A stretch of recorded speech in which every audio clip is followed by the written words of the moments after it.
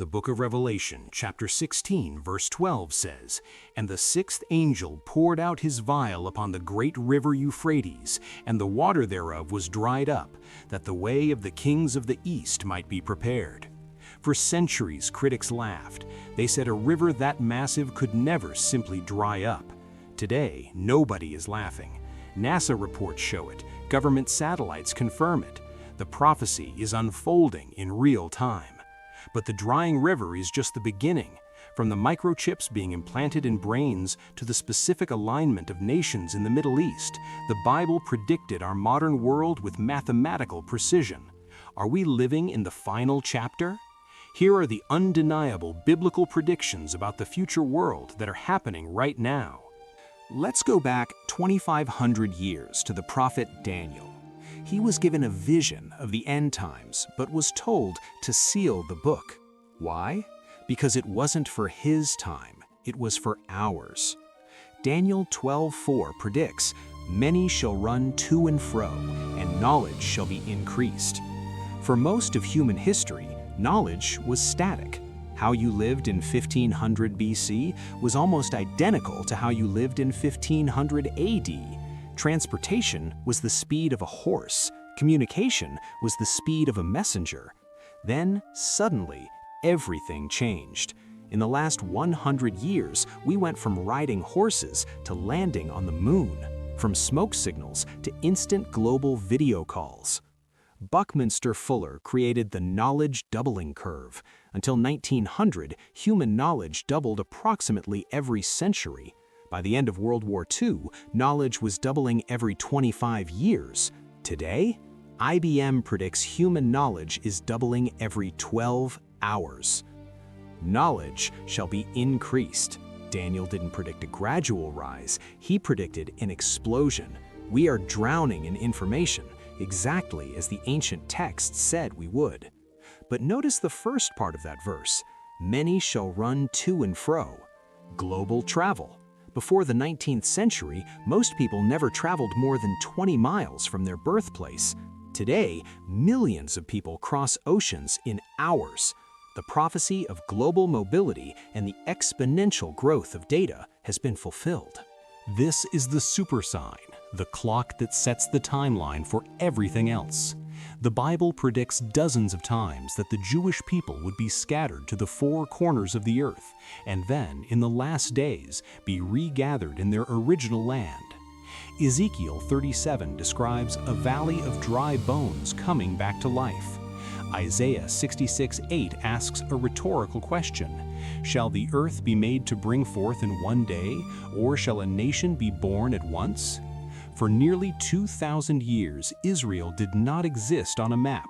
The people were exiled. The land was renamed Palestine by the Romans. It was a wasteland. Mark Twain visited in 1867 and called it a desolate country.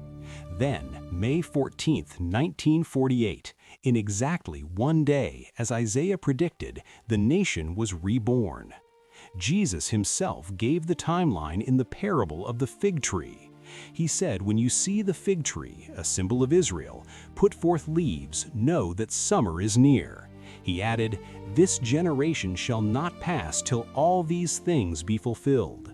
Many scholars believe this generation refers to the generation that sees Israel reborn. We are that generation. The political tension you see on the news today regarding Jerusalem, Zechariah 12:3 predicted it. "And in that day will I make Jerusalem a burdensome stone for all people." Not a burdensome stone for the Middle East, for all people. Look at the UN, look at the global headlines. Jerusalem is the center of the world's attention, just as written. This is where the predictions get personal. For centuries, Revelation chapter 13 was the most ridiculed passage in the Bible.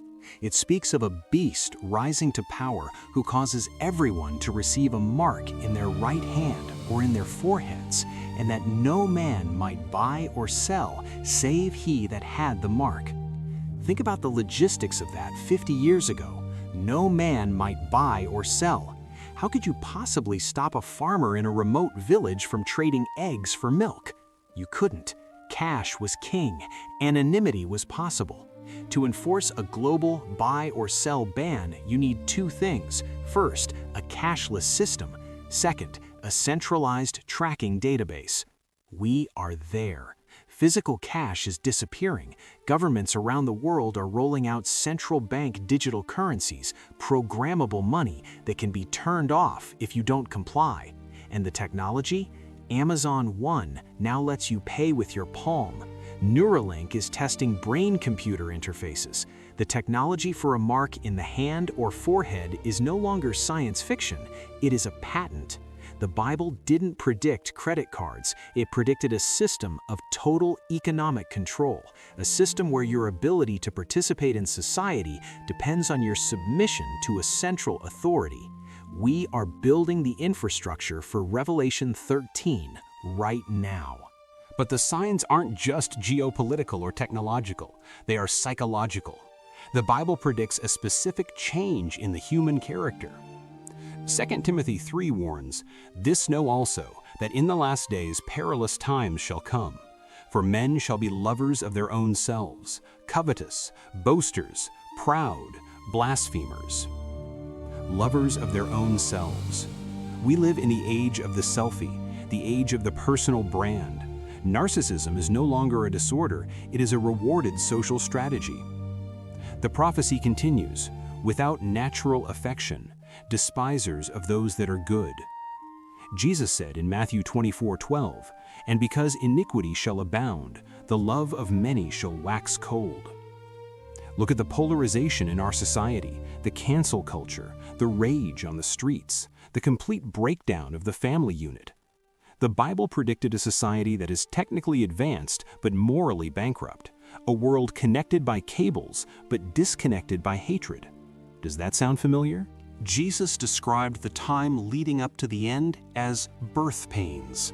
Birth pains have a specific characteristic. They increase in frequency and intensity the closer you get to the birth. He predicted, "For nation shall rise against nation, and there shall be famines and pestilences and earthquakes in divers places." Pestilences. We just lived through a global pandemic that shut down the world, but scientists warn that disease X is coming.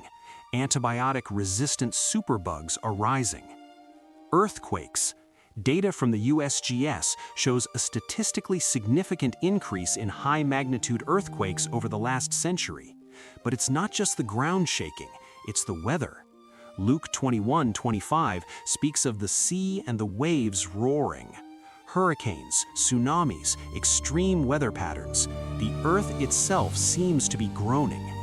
Skeptics say there have always been earthquakes and wars. True, but never with this intensity and frequency, all happening simultaneously with the return of Israel and the rise of global technology. It is the convergence of the signs that matters. Ironically, the fact that people don't believe these signs is, in itself, a sign. 2 Peter 3:3 says, "Knowing this first, that there shall come in the last days scoffers, walking after their own lusts, and saying, Where is the promise of his coming? For since the fathers fell asleep, all things continue as they were." The Bible predicted that the dominant attitude of the future world would be skepticism and mockery. It predicted a willful ignorance of the evidence. If everyone believed the end was coming, they would repent. But the world is predicted to be carrying on as in the days of Noah, eating, drinking, marrying, completely unaware until the flood came. Where is this all leading? The Bible is clear. The future world will not be a utopia of Star Trek democracy. It will be a global autocracy. Revelation 17 speaks of 10 kings who give their power and authority to the beast. We are seeing a massive push for global governance, global health treaties, global tax rates, global internet IDs. The concept of national sovereignty is eroding. The problems we face, climate change, pandemics, economic collapse, are being framed as global problems that require global solutions. This sets the stage perfectly for a charismatic world leader to emerge, someone who promises peace and safety. 1 Thessalonians 5:3 warns, For when they shall say, peace and safety, then sudden destruction cometh upon them. So, is the world ending? According to the Bible, the world isn't ending, the age is ending. A new world is coming. But the question remains, why were these predictions written down? To scare you? To create panic? No. Prophecy is given as proof. God wrote the history of the future in advance so that when you see it happen, you would know He is real. The Euphrates is drying. The technology for the mark is here. Israel is back in the land. The moral fabric is tearing. You can choose to see these as coincidences, or you can see them as warning lights on the dashboard of history. The Bible predicts dark days ahead for the world system, but it promises a rescue for individuals who choose truth. The same book that predicted the rise of the beast also predicted the return of the king. We are living in the most prophetic time in human history. The curtain is about to rise on the final act. The only question left is, which side of the finale will you be on? Which of these prophecies do you find most undeniable?